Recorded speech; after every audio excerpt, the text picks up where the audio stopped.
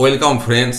পশ্চিমবঙ্গ সরকার যখন DA মামলাতে modification application করেন, সেখানে এমপ্লয়ি সংখ্যাটা 3,17,000 দেবার পর অনেকেই কিন্তু বলেছিলেন যে শিক্ষক শিক্ষিকা বা সরাসরি রাজ্য সরকারি কর্মী ছাড়া বাকিরা এই এরিয়ার ডিএ পাবেন না। পরিষ্কার দায়িত্ব নিয়ে কিন্তু অনেকে সোশ্যাল মিডিয়ায় এটা ঘোষণা করেছিলেন এবং সেই সময় একটা ভিডিও নিয়ে এসে আমি বলেছিলাম যে এই মন্তব্য করার কিন্তু এখনই সময় হয়নি। আপনাদের হয়তো অনেকেরই মনে থাকবে।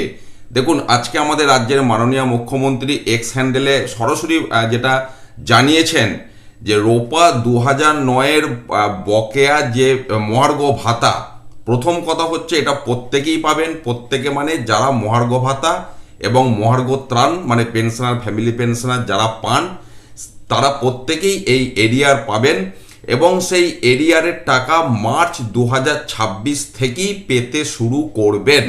কারণ সুপ্রিম কোর্টের কিন্তু তেমনটাই নির্দেশ ছিল।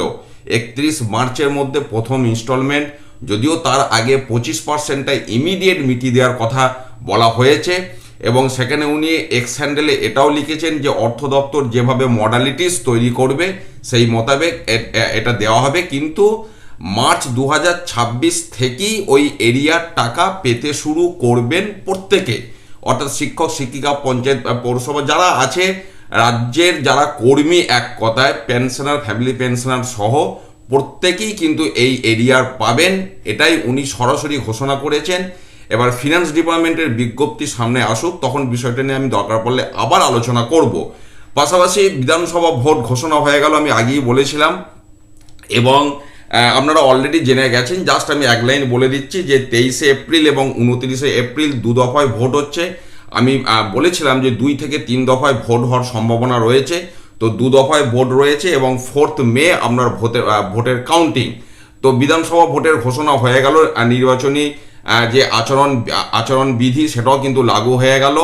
এরপর নির্বাচন প্রক্রিয়া যেমন এগোবে বিভিন্ন তথ্য আমি আপনাদের সাথে শেয়ার করব। পাশাপাশি এই এরিয়ার ডিএর প্রসঙ্গেও যেমন তথ্য এরপর সামনে আপডেট আসবে আমি আপনাদের সাথে শেয়ার করব।